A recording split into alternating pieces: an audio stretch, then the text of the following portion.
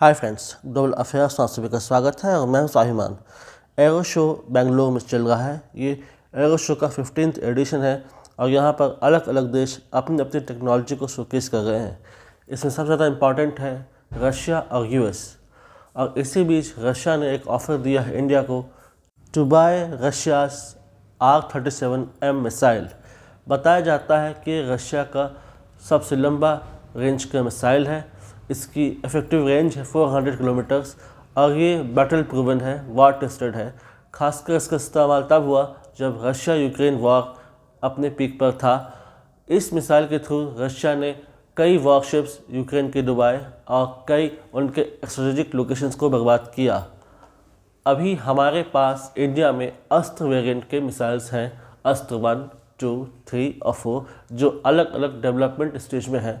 अस्त्र 4 न्यू है, इनमें न्यूएस्ट है, जिसमें यूज़ किया जाएगा triple impulse solid motor technology, जो इसे और इफेक्टिव बनाएगी। लेकिन जब तक ये डेवलप होगा तब तक हमारे पास बहुत ज़रूरी है कि एक इफेक्टिव रेंज का मिसाइल होना चाहिए। ये कंबाइंड होगा विथ सुखोई SU-57 और अगर ये सुखोई SU-57 कंबाइन हो जाता है तो फिर इसकी इफेक्टिव रेंज बढ़ जाती है, ये क्वाइट लीथल हो जाता है और क्वाइट डिस्ट्रक्टिव हो जाता है। इसलिए सुखोई SU-57 के साथ ये RM-37 मिसाइल कपल किया जाएगा और इसका प्रोडक्शन इंडिया में किया जाएगा। ऐसा भी ऑफर रशिया ने दिया है कि आप हमसे टेक्नोलॉजी लीजिए, आप हमसे लाइसेंस लीजिए, इसे इंडिया में प्रोड्यूस कीजिए और आप चाहे तो इसे एक्सपोर्ट भी कर सकते हैं। इससे जॉब्स जनरेट होगी और डिफेंस में इंडिया को एक बूस्ट मिलेगा।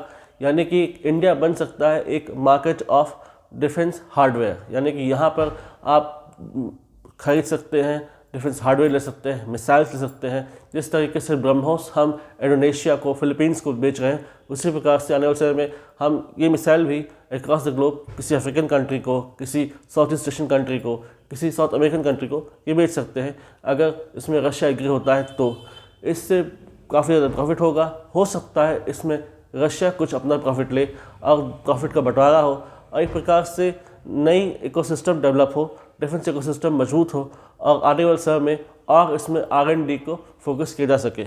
इस समय 100 से भी ज़्यादा देश पार्टिसिपेट कर रहे हैं इन एरो शो इंडिया। उनके पास कई टेक्नोलॉजी है, 100 से भी ज़्यादा देश यहाँ पर है। 75,000 करोड़ का टेक्नोलॉजी ट्रांसफ़र होने जाना वाला है इस एरो शो इंडिया में। तो इसकी सिग्निफिकेंस आप ऐसे समझ सकते हैं कि इतने बड़े अमाउंट का टेक्नोलॉजी ट्रांसफ़र इस एरो शो इंडिया में होने वाला है। यानी कि ह्यूज लेवल पर जो है डिफेंस डेवलपमेंट होगा, डिफेंस टेक्नोलॉजी अपग्रेडेशन होगा और कई कंपनीज़ के कॉन्ट्रैक्ट्स मिलेंगे। यहाँ तक कि यूएस भी अपने इस बार एक्सेप्शन दिखाया है और अपना सबसे लीथल F-35 भेजा है एरो शो इंडिया में। ये उसका स्टेट ऑफ टेक्नोलॉजी से बना फाइटर जेट है जिसका 5वीं पीढ़ी से संबंध है। इसका इस्तेमाल यूएस, जापान, ऑस्ट्रेलिया और इजराइल करते हैं। इजराइल ने मैसिव लेवल पर इसका इस्तेमाल किया और ईरान और गाज़ा में काफ़ी हद तक डिस्ट्रक्शन किया है। और यूएस चाहता है कि इंडिया अब उसका अगला मार्केट बने फॉर F-35, जिससे इंडिया एक पोटेंशियल बायर बनेगा F-35 का और एक और मार्केट मिलेगा F-35 को।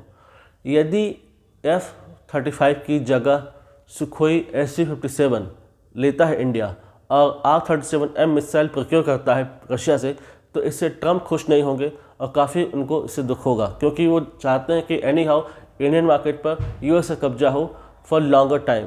लेकिन कभी भी किसी भी डिफेंस हार्डवेयर को परचेस करने के लिए काफ़ी सोचने के बाद ही डिसीजन लिया जाता है। हाल ही में F-35 क्रैश कर गया था इन अलास्का एयरबेस USA। उसके बाद से इसकी क्रेडिबिलिटी नीचे गिरी है और लोग दूसरे ऑप्शन तलाश रहे हैं, जिसमें सुखोई Su-57 एक पोटेंशियल कॉम्पिटिटर बनके उभरा है जो कि अपर एज देता है अगेंस्ट F-35।